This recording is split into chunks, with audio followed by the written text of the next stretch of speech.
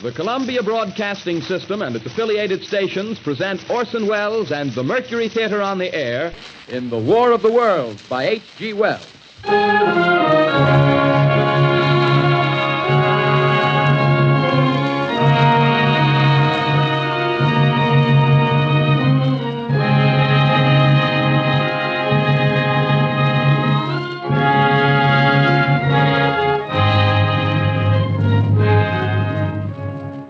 Ladies and gentlemen, the director of the Mercury Theater and star of these broadcasts, Orson Welles. We know now that in the early years of the 20th century, this world was being watched closely by intelligences greater than man's, and yet as mortal as his own. We know now that as human beings busied themselves about their various concerns, they were scrutinized and studied, perhaps almost as narrowly as a man with a microscope might scrutinize the transient creatures that swarm and multiply in a drop of water. With infinite complacence, people went to and fro over the earth about their little affairs, serene in the assurance of their dominion over this small, spinning fragment of solar driftwood, which by chance or design, man has inherited out of the dark mystery of time and space. Yet across an immense ethereal gulf, minds that are to our minds as ours are to the beasts in the jungle, intellects, vast, cool, and unsympathetic, regarded this earth with envious eyes and slowly and surely drew their plans against us. In the 39th year of the 20th century came the Great Disillusionment. It was near the end of October. Business was better. The war scare was over. More men were back at work. Sales were picking up.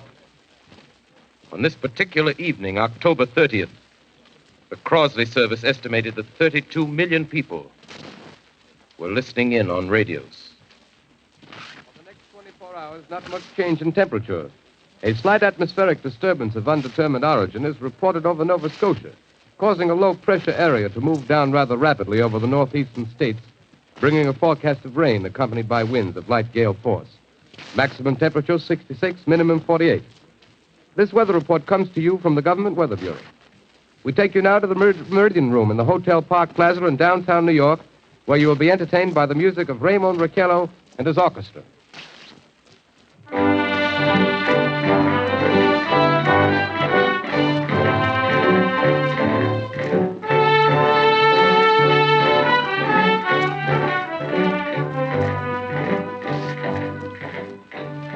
Good evening, ladies and gentlemen. From the Meridian Room in the Park Plaza Hotel in New York City, we bring you the music of Raymond Raquello and his orchestra. With a touch of the Spanish, Raymond Raquello leads off with La Comparsita.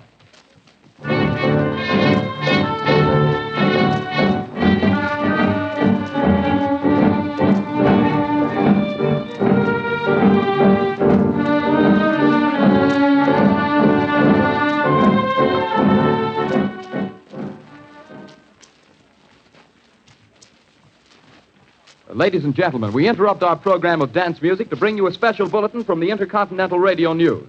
At 20 minutes before 8 Central Time, Professor Farrell of the Mount Jennings Observatory, Chicago, Illinois, reports observing several explosions of incandescent gas occurring at regular intervals on the planet Mars. The spectroscope indicates the gas to be hydrogen and moving toward the Earth with enormous velocity. Professor Pearson of the observatory at Princeton confirms Farrell's observation and describes the phenomenon as, quote, like a jet of blue flame shot from a gun, unquote. We now return you to the music of Raymond Raquello, playing for you in the Meridian Room of the Park Plaza Hotel, situated in downtown New York.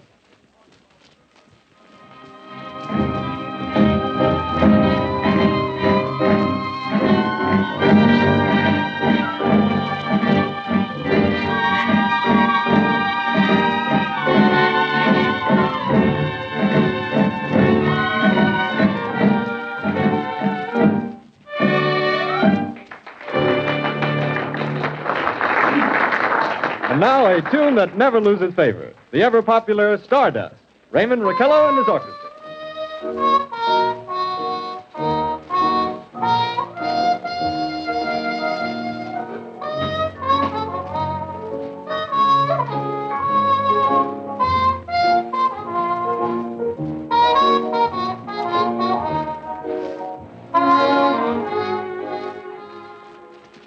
Ladies and gentlemen, following on the news given in our bulletin a moment ago, the Government Meteorological Bureau has requested the large observatories of the country to keep an astronomical watch on any further disturbances occurring on the planet Mars.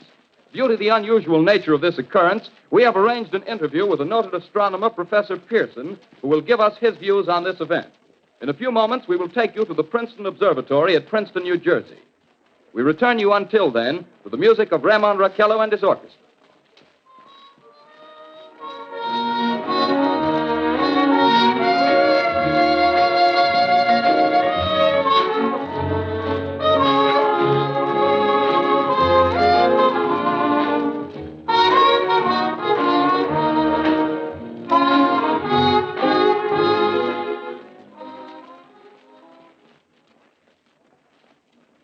We are ready now to take you to the Princeton Observatory at Princeton, where Carl Phillips, our commentator, will interview Professor Richard Pearson, famous astronomer. We take you now to Princeton, New Jersey. Good evening, ladies and gentlemen. This is Carl Phillips speaking to you from the observatory at Princeton. I'm standing in a large semicircular room, pitch black except for an oblong split in the ceiling. Through this opening, I can see a sprinkling of stars that cast a kind of frosty glow over the intricate mechanism of the huge telescope. The ticking sound you hear is the vibration of the clockwork. Professor Pearson stands directly above me on a small platform, peering through the giant lens. I'll ask you to be patient, ladies and gentlemen, during any delay that may arise during our interview. Besides the ceaseless watch of the heavens, Professor Pearson may be interrupted by telephone or other communications.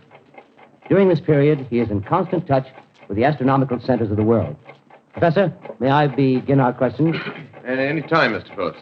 Professor, would you please tell our radio audience exactly what you see as you observe the planet Mars through your telescope? Nothing unusual at the moment, Mr. Phillips. A red disk swimming in a blue sea. Transverse stripes across the disk. Quite distinct now because Mars happens to be at the point nearest the Earth, in opposition, as we call it. In your opinion, what do these transverse stripes signify, Professor Pearson? Not canals, I can assure you, Mr. Phillips. See. Although that's the popular conjecture of those who imagine Mars to be inhabited. From a scientific viewpoint, the stripes are merely the result of atmospheric conditions peculiar to the planet. Then you're quite convinced, as a scientist, that living intelligence as we know it does not exist on Mars? I should say the chances against it are 1,000 to 1. And yet, how do you account for these gas eruptions occurring on the surface of the planet at regular intervals? Mr. Phillips, I cannot account for it. Oh, by the way, Professor, for the benefit of our listeners, how far is Mars from the Earth? Approximately 40 million miles. Well, that seems a safe enough distance. Thank you. Just a moment, ladies and gentlemen. Someone has just handed Professor Pearson a message. While he reads it, let me remind you that we are speaking to you from the observatory in Princeton, New Jersey, where we are interviewing the world-famous astronomer, Professor Pearson. One moment, please. Professor Pearson has passed me a message which he has just received. Professor, may I read the message to the listening audience? Certainly, Mr. Phillips. Ladies and gentlemen, I shall read you a wire addressed to Professor Pearson from Dr. Gray of the Natural History Museum, New York. Quote, 9:15 p.m. Eastern Standard Time. Seismograph registered shock of almost earthquake intensity occurring within a radius of 20 miles of Princeton. Please investigate. Signed, Lloyd Gray, Chief of Astronomical Division. Unquote. Professor Pearson, could this occurrence possibly have something to do with the disturbances observed on the planet Mars? Hardly, Mr. Phillips. This is probably a meteorite of unusual size, and its arrival at this particular time is merely a coincidence. However, we shall conduct a search as soon as daylight permits. Thank you, Professor. Ladies and gentlemen, for the past 10 minutes, we've been speaking to you from the observatory at Princeton, bringing you a special interview with Professor Pearson, noted astronomer. This is Carl Phillips speaking. We are returning you now to our New York studio.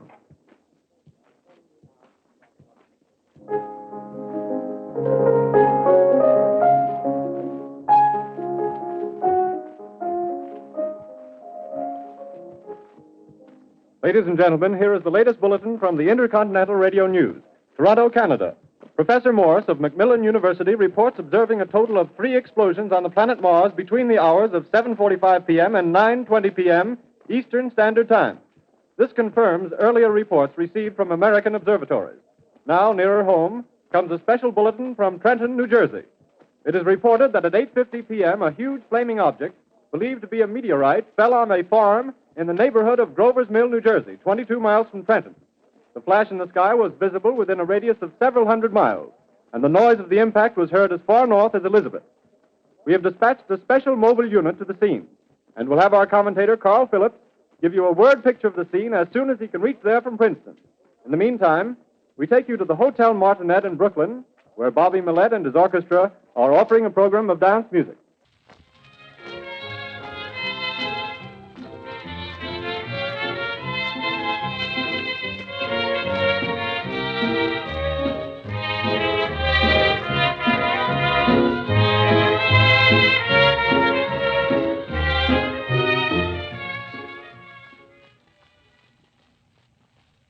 We take you now to Grover's Mill, New Jersey. Ladies and gentlemen, this is Carl Phillips again, out at the Wilmot Farm, Grover's Mill, New Jersey. Professor Pearson and myself made the 11 miles from Princeton in 10 minutes. Well, I hardly know where to begin. To paint for you a word picture of the strange scene before my eyes, like something out of a modern Arabian Nights. Well, I just got here. I haven't had a chance to look around yet. I guess that's it. Yes, I guess that's the thing directly in front of me, half buried in a vast pit. Must have struck with terrific force. The ground is covered with splinters of a tree. It must have struck on its way down. But I can see the object itself doesn't look very much like a meteor. At least not the meteors I've seen. It looks more like a huge cylinder. Has a diameter of, what would you say, Professor Pearson? What's that?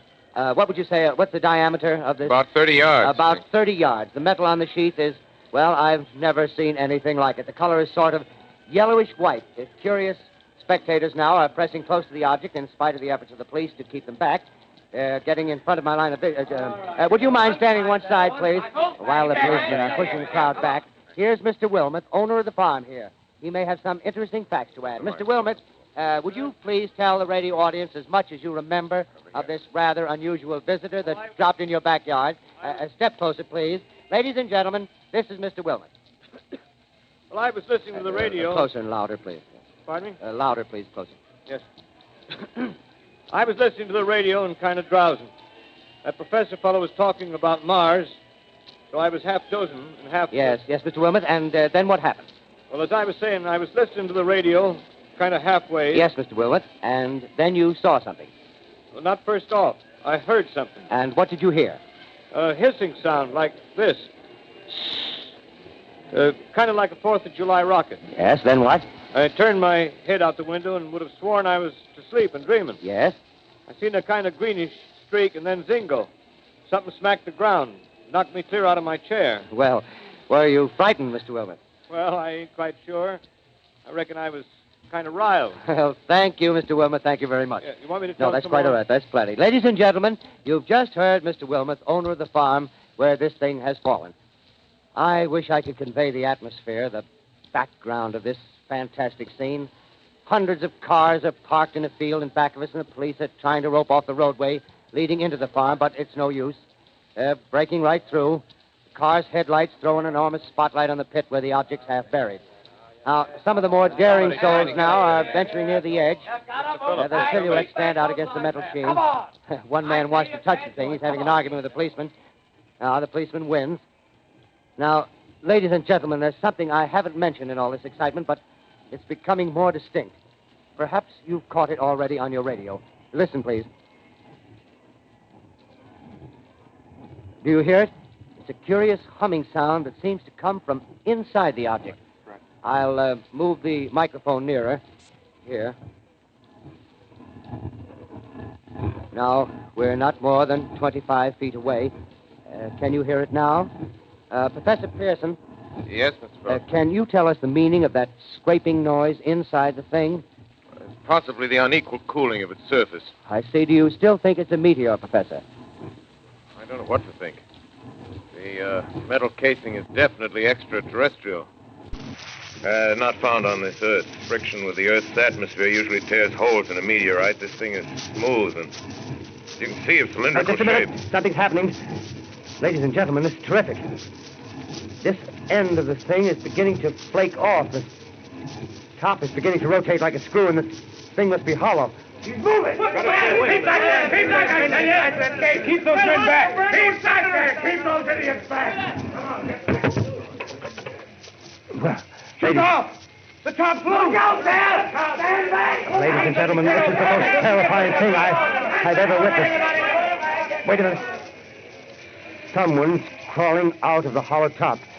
Someone or something, I can see, peering out of that black hole, two luminous discs. The eyes, it might be a face, might be almost Good heavens, something wriggling out of the shadow like a gray snake. Now it's another one, and another one, and another one. They look like tentacles to me. Oh, yeah, I can see the thing's body. Now it's large as a bear. It glistens like wet leather, but that face, ladies and gentlemen, it's indescribable. I can hardly force myself to keep looking at it. It's so awful. The eyes are black, and they gleam like a serpent. The mouth is kind of V-shaped with saliva dripping from its rimless lips that seem to quiver and pulsate, and the monster or whatever it is can hardly move. It seems weighed down by possibly gravity or something. The thing's rising up now, and the crowd falls back. They've seen plenty. The most extraordinary experience, ladies and gentlemen. I can't find words. Well, I'll pull this microphone with me as I talk. I'll have to stop the description until I can take a new position. Hold on, will you, please? I'll be right back in a minute.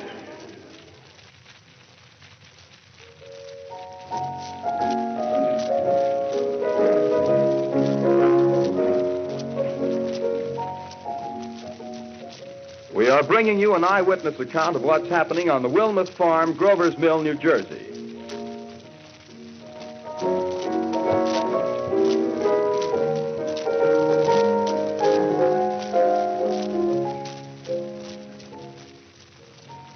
We now return you to Carl Phillips at Grover's Mill. Ladies and gentlemen, am I on? Ladies and gentlemen, here I am, back of a stone wall that adjoins Mr. Wilmuth's garden. From here, I get a sweep of the whole scene. I'll give you every detail as long as I can talk and as long as I can see. More state police have arrived. They're drawing up a cordon in front of the pit. About 30 of them. No need to push the crowd back now. They're willing to keep their distance. The captain's conferring with someone. Can't quite see who. Oh, yes, I believe it's Professor Pearson. Yes, it is. Now they've parted, and the professor moves around one side, studying the object while the captain and two policemen advance with something in their hands. I can see it now. It's a white handkerchief tied to a pole. Flag of truce. If those creatures know what that means, what anything means. Wait a minute, something's happening. Humped shape is rising out of the pit. I can make out a small beam of light against a mirror. What's that? There's a jet of flame springing from that mirror, and it leaps right at the advancing men. It strikes them head on. Oh, Lord, they're turning into flames. Now the whole field's caught up by the woods, the barns, the gas tanks of the automobiles spreading everywhere. It's coming this way now, about 20 yards to my right.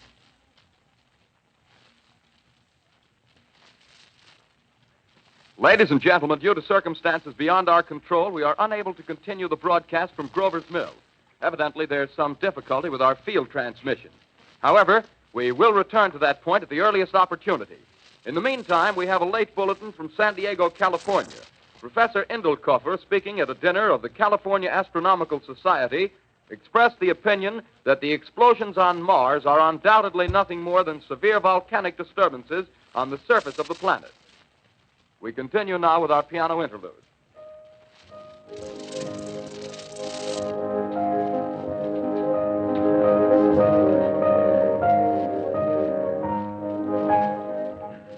Ladies and gentlemen, I've just been handed a message that came in from Grover's Mill by telephone. Just one moment, please. At least 40 people, including 6 state troopers, lie dead in a field east of the village of Grover's Mill. Their bodies burned and distorted beyond all possible recognition. The next voice you hear will be that of Brigadier General Montgomery Smith, commander of the state militia at Trenton, New Jersey. I have been requested by the governor of New Jersey to place the counties of Mercer and Middlesex as far west as Princeton and east to Jamesburg under martial law. No one will be permitted to enter this area except by special pass issued by state or military authorities. 4 companies of state militia are proceeding from Trenton to Grover's Mill and will aid in the evacuation of homes within the range of military operations. Thank you. You have just been listening to General Montgomery Smith, commanding the state militia at Trenton. In the meantime, further details of the catastrophe at Grover's Mill are coming in. The strange creatures, after unleashing their deadly assault, crawled back in their pit and made no attempt to prevent the efforts of the firemen to recover the bodies and extinguish the fire. The combined fire departments of Mercer County are fighting the flames which menace the entire countryside. We have been unable to establish any contact with our mobile unit at Grover's Mill, but we hope to be able to return you there at the earliest possible moment. In the meantime, we take you to... Just one moment, please. Ladies and gentlemen, I have just been informed that we have finally established communication with an eyewitness of the tragedy.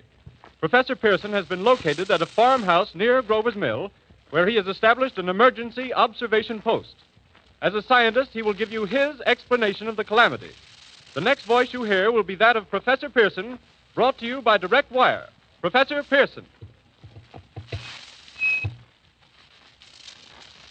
Of the creatures in the rocket cylinder at Grover's Mill, I can give you no authoritative information, either as to their nature, their origin, or their purposes here on Earth.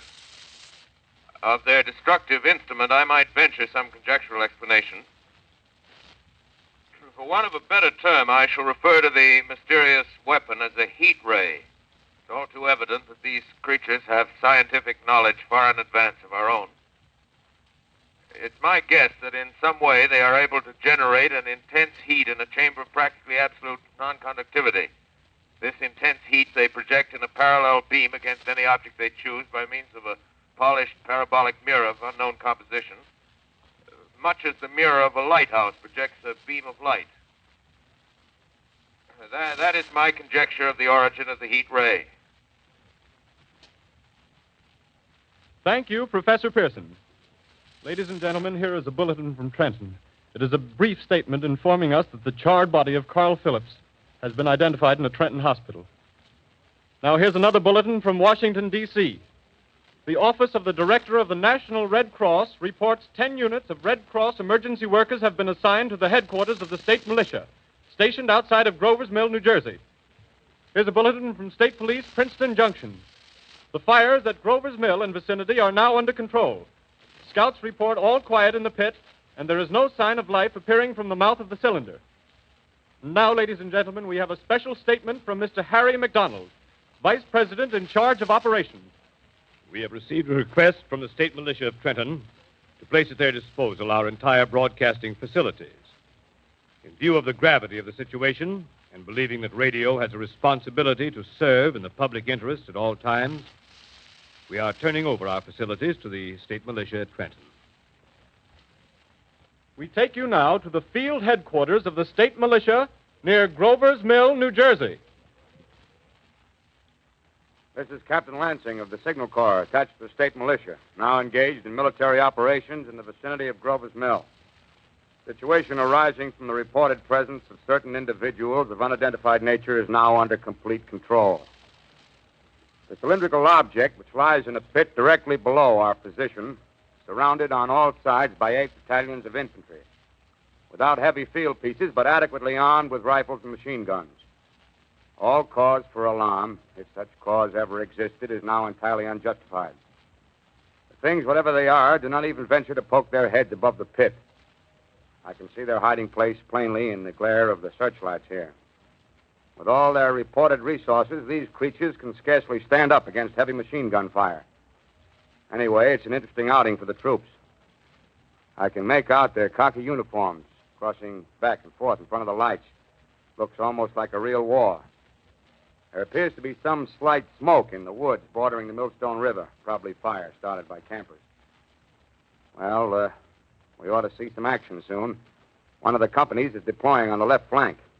A quick thrust and it'll all be over. Now, wait a minute. I see something on top of the cylinder. No, it's nothing but a shadow. Now the troops are on the edge of the Wilmot Farm. 7,000 armed men closing in on an old metal tube. A tub, rather. Well, wait, that wasn't a shadow. It's something moving. Solid metal, kind of a shield-like affair rising up out of the cylinder. It's going higher and higher. What? It's standing on legs, actually rearing up on a sort of metal framework. Now it's reaching above the trees and the searchlights are on it. Hold on.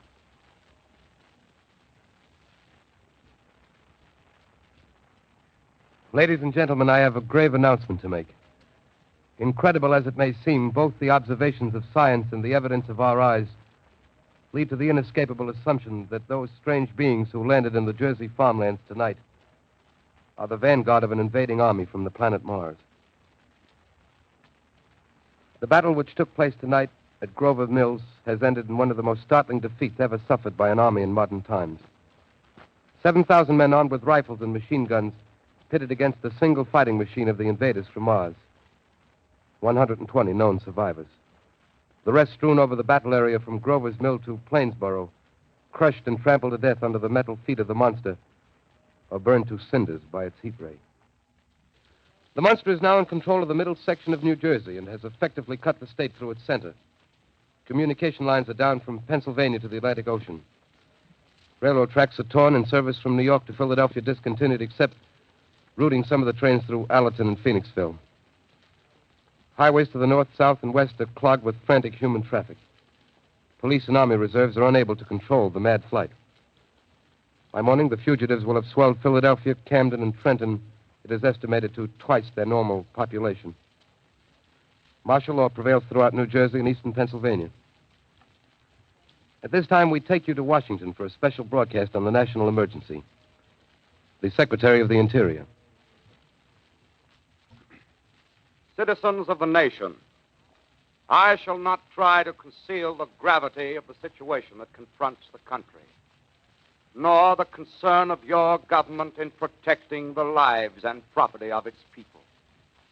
However, I wish to impress upon you, private citizens and public officials, all of you, the urgent need of calm and resourceful action. Fortunately, this formidable enemy is still confined to a comparatively small area, and we may place our faith in the military forces to keep them there. In the meantime, placing our faith in God, we must continue the performance of our duties, each and every one of us, so that we may confront this destructive adversary with a nation united, courageous, and consecrated to the preservation of human supremacy on this earth. I thank you. You have just heard the Secretary of the Interior speaking from Washington. Bulletins too numerous to read are piling up in the studio here. We're informed that the central portion of New Jersey is blacked out from radio communication due to the effect of the heat ray upon power lines and electrical equipment.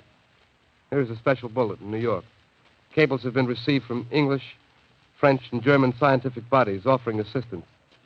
Astronomers report continued gas outbursts at regular intervals on the planet Mars. The majority voiced the opinion that the enemy will be reinforced by additional rocket machines. There have been several attempts made to locate Professor Pearson of Princeton, who has observed Martians at close range. It is feared he was lost in the recent battle. Langham Field, Virginia. Scouting planes report 3 Martian machines visible above treetops, moving north toward Somerville with population fleeing ahead of them. The heat ray is not in use, although advancing at express train speed, invaders pick their way carefully. They seem to be making a conscious effort to avoid destruction of cities and countryside. However, they stop to uproot power lines, bridges, and railroad tracks. Their apparent objective is to crush resistance, paralyze communication, and disorganize human society. Here is a bulletin from Basking Ridge, New Jersey. Coon hunters have stumbled on a second cylinder similar to the first, embedded in the great swamp 20 miles south of Morristown. Army field pieces are proceeding from Newark to blow up the second invading unit before the cylinder can be opened and the fighting machine rigged. They're taking up a position in the foothills of Watchung Mountains. Another bulletin from Langham Field, Virginia. Scouting planes report enemy machines, now 3 in number, increasing speed northward, kicking over houses and trees in their evident haste to form a conjunction with their allies south of Morristown. Machines also sighted by telephone operator east of Middlesex, within 10 miles of Plainfield. Here's a bulletin from Winston-Field, Long Island.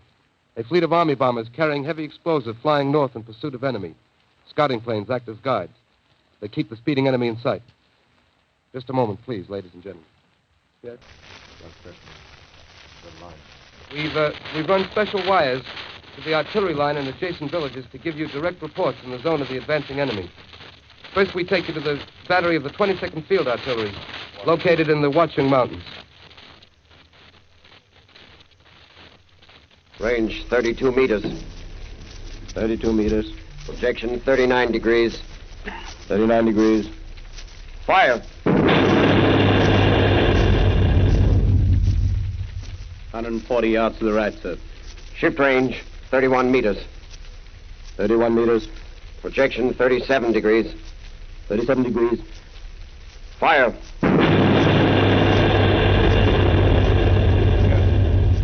Eight, sir. Got the tripod of one of them. They've stopped. The others are trying to repair it. Quick, get the range. Shift 30 meters. 30 meters. Projection 27 degrees. 27 degrees. Fire!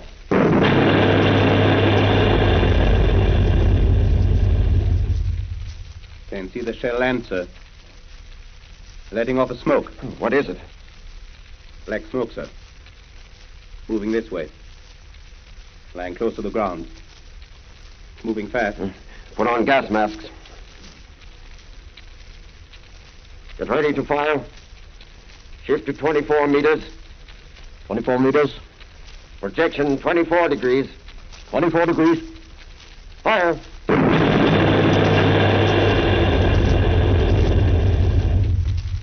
Still can't see, sir.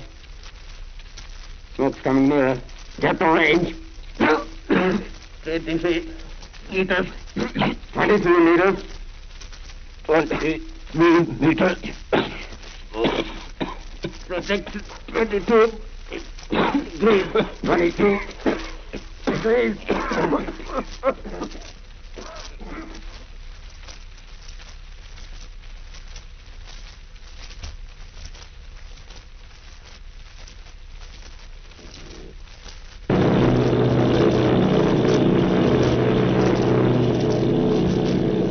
Army bombing plane V-843 off Bayonne, New Jersey. Lieutenant Vogt, commanding 8 bombers, reporting to Commander Fairfax, Langham Field. This is Vogt reporting to Commander Fairfax, Langham Field. Enemy tripod machines now in sight. Reinforced by 3 machines from the Morristown cylinder, 6 altogether. 1 machine partially crippled. Believed hit by shell from Army gun in Watchung Mountains. Guns now appear silent. A heavy black fog hanging close to the earth of extreme density, nature unknown. No sign of heat ray. Enemy now turns east, crossing Passaic River into the Jersey marshes. Another straddles the Pulaski Skyway. Evident objective is New York City. They're pushing down a high-tension power station. The machines are close together now, and we're ready to attack. Planes circling, ready to strike. A 1,000 yards and we'll be over the first.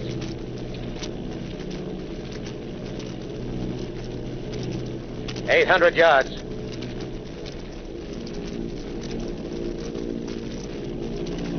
$600.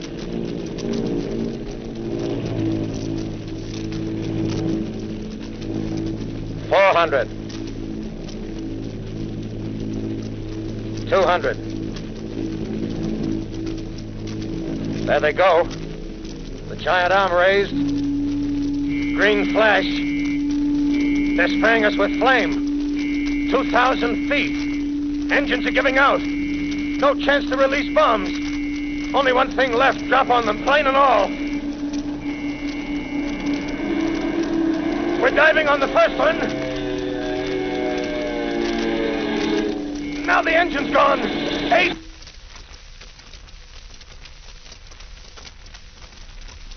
This is Bayonne, New Jersey, calling Langham Field. This is Bayonne, New Jersey, calling Langham Field. Come in, please. This is Langham Field. Go ahead. 8 Army bombers in engagement with enemy tripod machines over Jersey Flats. Engines incapacitated by heat ray. All crashed. 1 enemy machine destroyed. Enemy now discharging heavy black smoke in direction of... This is Newark, New Jersey. This is Newark, New Jersey. Warning. Poisonous black smoke pouring in from Jersey marshes. Reach at South Street. Gas masks useless. Urge population to move into open spaces. Automobiles use routes 7, 23, 24. Avoid congested areas. Smoke now spreading over Raymond Boulevard.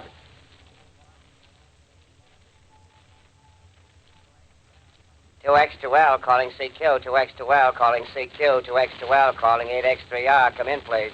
This is 8X3R coming back at 2X2L. How's reception? How's reception? K, please. Where are you, 8X3R? What's the matter? Where are you?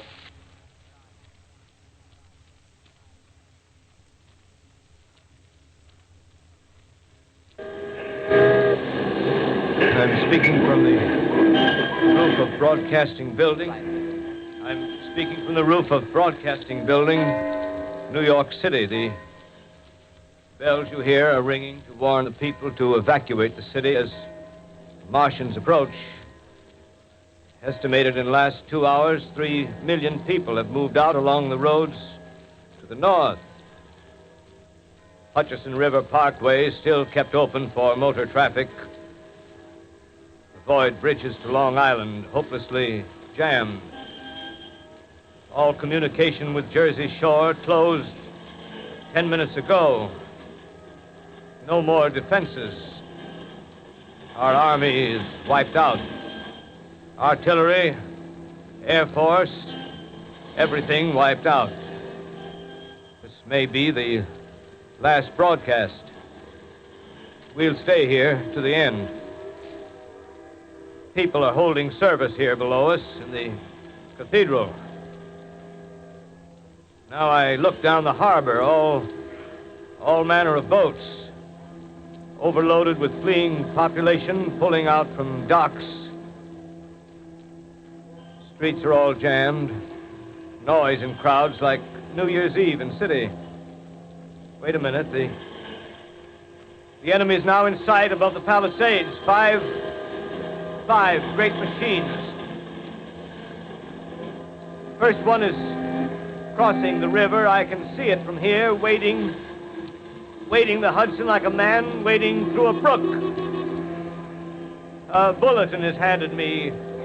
Martian cylinders are falling all over the country. One outside of Buffalo, one in Chicago, St. Louis. Seem to be timed and spaced. Now the first machine reaches the shore. He stands watching, looking over the city. His steel cowlish head is even with the skyscrapers. He waits for the others. They rise like a line of new towers on the city's west side. Now they're lifting their metal hands. This is the end now. Smoke comes out, black smoke drifting over the city. People in the streets see it now. They're running toward the East River, thousands of them, dropping in like rats. Now the smoke's spreading faster. It's reached Times Square. People are trying to run away from it, but it's no use. They're falling like flies. Now the smoke's crossing 6th Avenue. 5th Avenue, 100 yards away. It's 50 feet.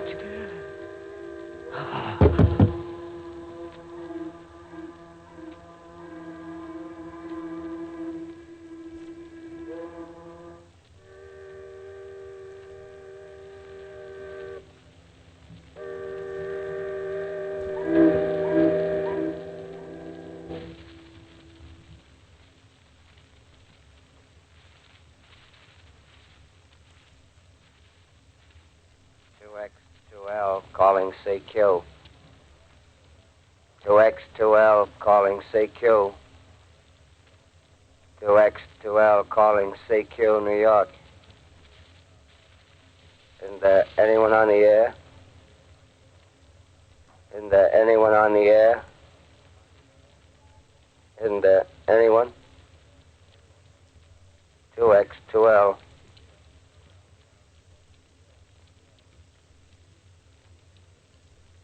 You are listening to a CBS presentation of Orson Welles and the Mercury Theater on the Air in an original dramatization of The War of the Worlds by H.G. Wells. The performance will continue after a brief intermission. This is the Columbia Broadcasting System.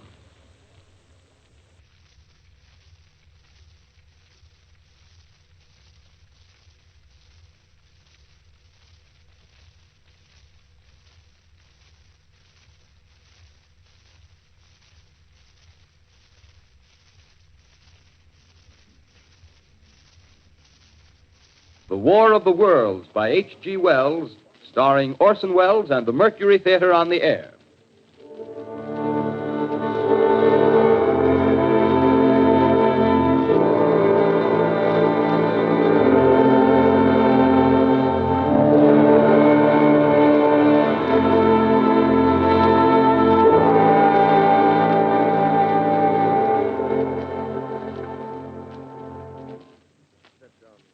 As I set down these notes on paper, I am obsessed by the thought that I may be the last living man on Earth. I've been hiding in this empty house near Grover's Mill, a small island of daylight cut off by the black smoke from the rest of the world. All that happened before the arrival of these monstrous creatures in the world now seems part of another life. A life that has no continuity with the present. Furtive existence of the lonely derelict who pencils these words on the back of some astronomical notes bearing the signature of Richard Pearson. I look down at my blackened hands, my torn shoes, my tattered clothes, and I try to connect them with a professor who lives at Princeton and who, on the night of October 20th, glimpsed through his telescope an orange splash of light on a distant planet. My wife, my colleagues, my students, my books, my observatory, my world. Where are they? Did they ever exist? Am I Richard Pearson? What day is it? Do days exist without calendars?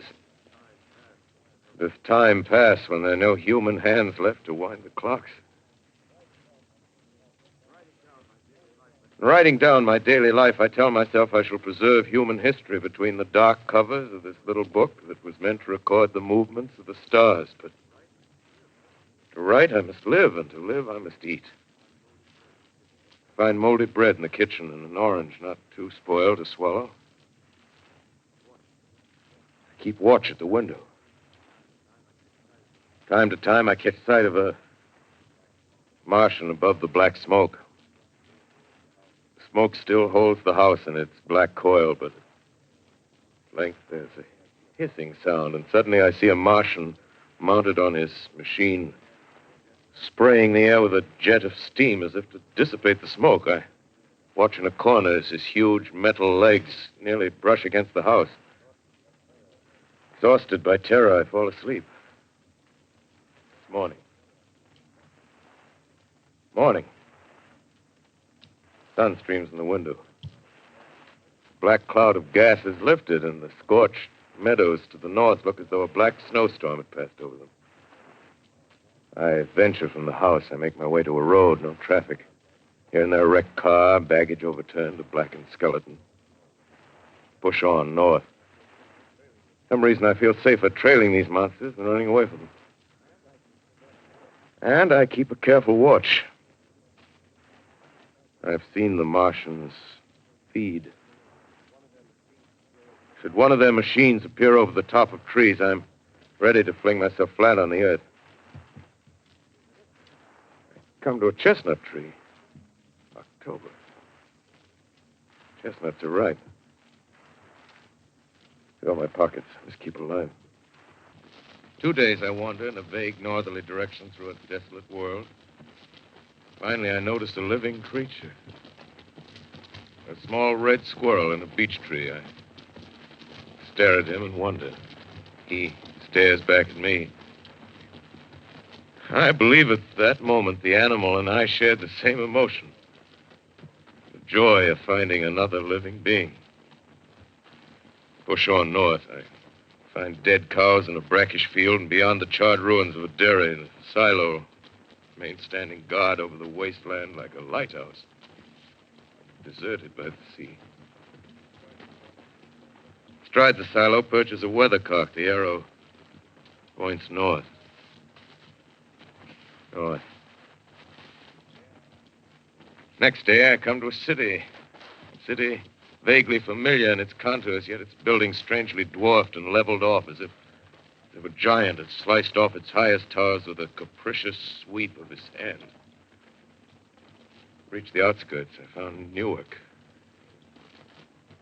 Newark, undemolished but humbled by some whim of the advancing Martians. Presently, with an odd feeling of being watched, I caught sight of something crouching in a doorway. I made a step towards it. Rose up and became a man.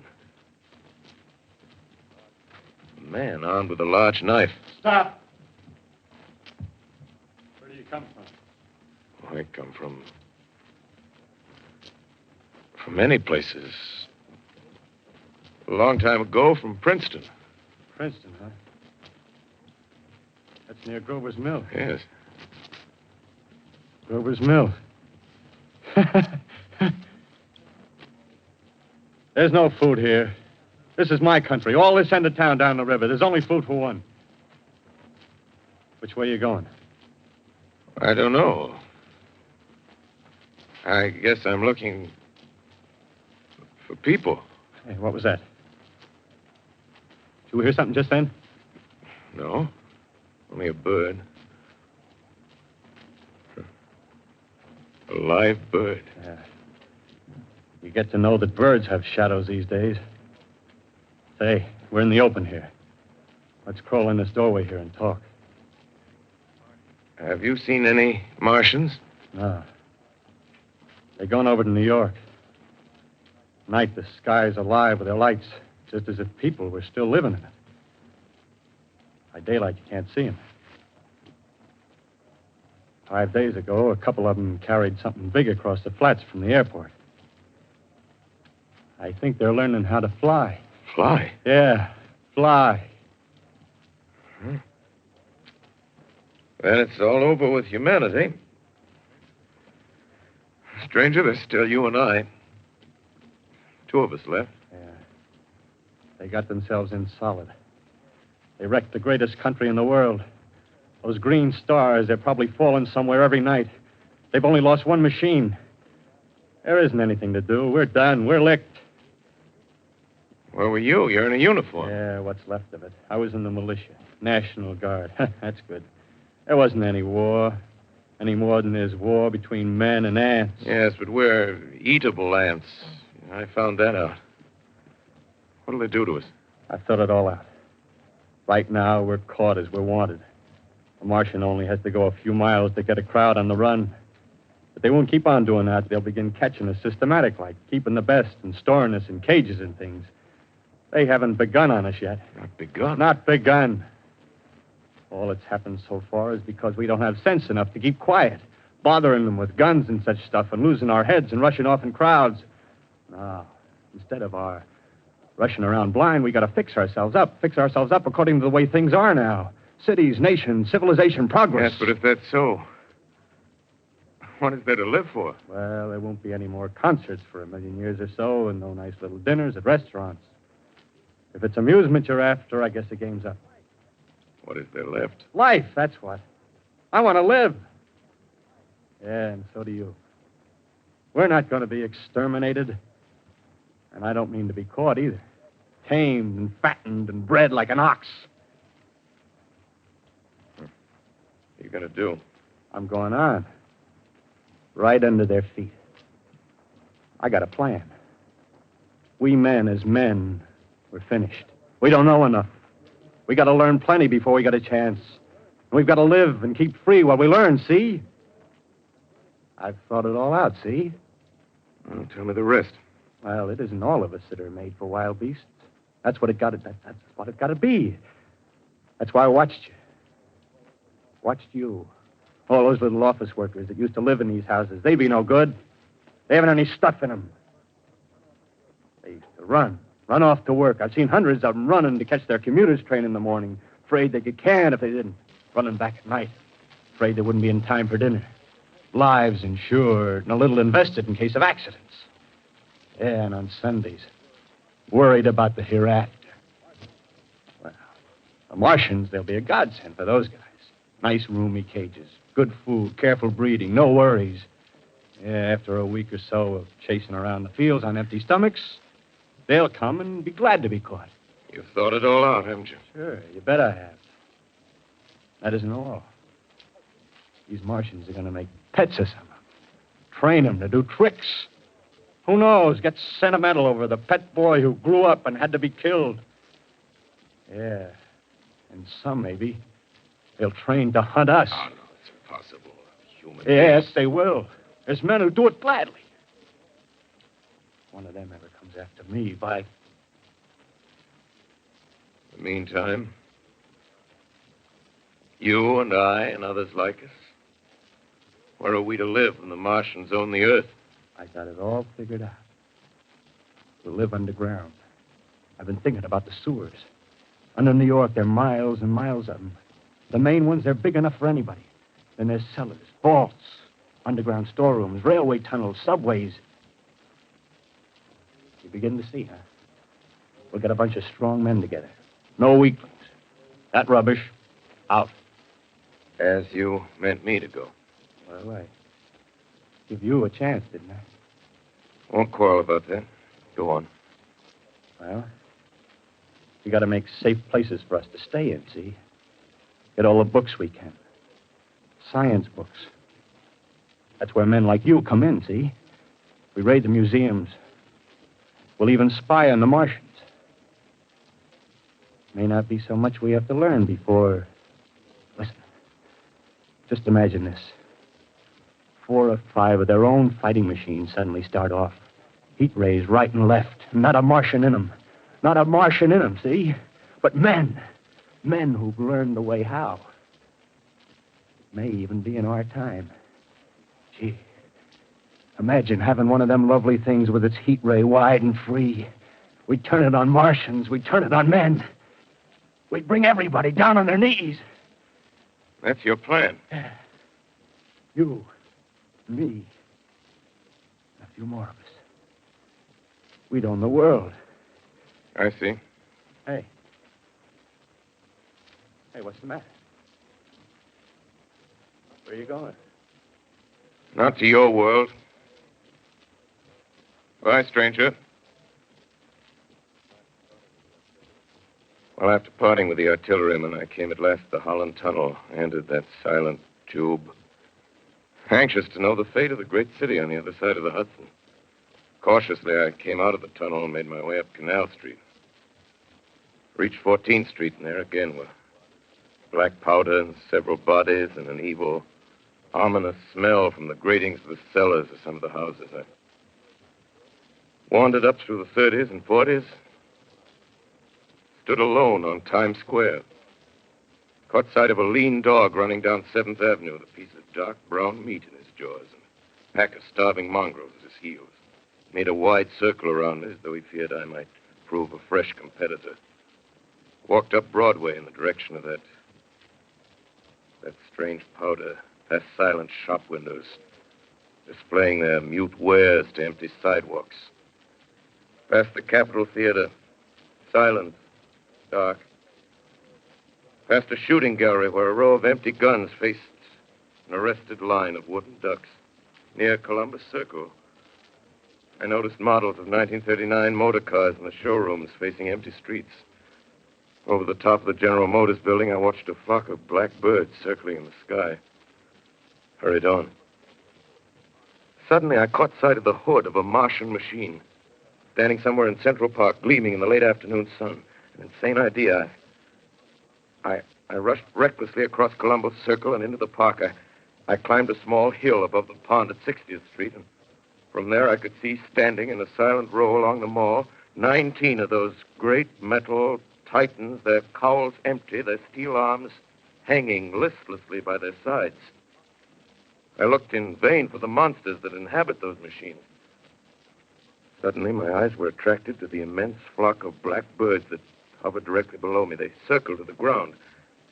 And there before my eyes, stark and silent, lay the Martians with the hungry birds pecking and tearing brown shreds of flesh from their dead bodies. Later, when their bodies were examined in laboratories, it was found that they were killed by the putrefactive and disease bacteria against which their systems were unprepared. Slain, after all, man's defenses had failed by the humblest thing that God, His wisdom, has put upon this earth.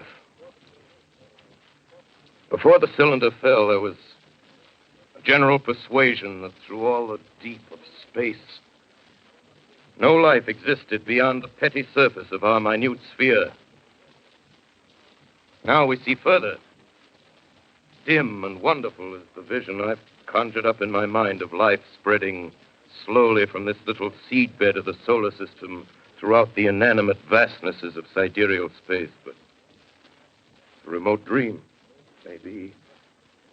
Maybe that the destruction of the Martians is only a reprieve to them and not to us. The future ordained, perhaps. Strange it now seems to sit in my peaceful study at Princeton, writing down this last chapter of the record, begun at a deserted farm in Grover's Mill. Strange to see from my window the university spires dim and blue through an April haze. Strange to watch children playing in the streets. Strange to see young people strolling on the green where the new spring grass heals the last black scars of a bruised earth. Strange to watch the sightseers enter the museum where the dissembled parts of a Martian machine are kept on public view. Strange when I recall the time when I first saw it. Bright and clean-cut, hard and silent under the dawn of that last great day.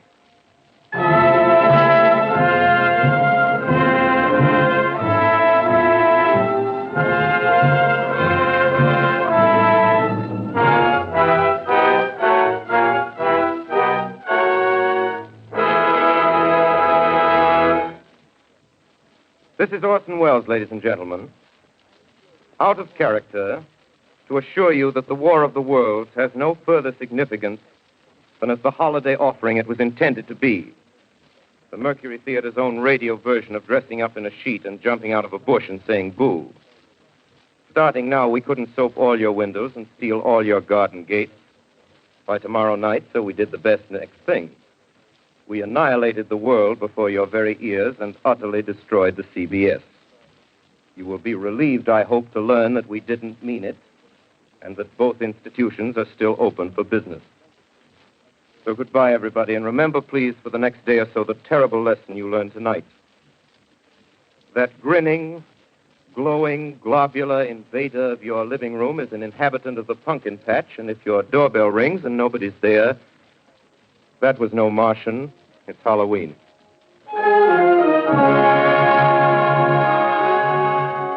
Tonight, the Columbia Broadcasting System and its affiliated stations coast to coast has brought you The War of the Worlds by H.G. Wells, the 17th in its weekly series of dramatic broadcasts featuring Orson Welles and the Mercury Theater on the air. Next week, we present a dramatization of 3 famous short stories. This is the Columbia Broadcasting System.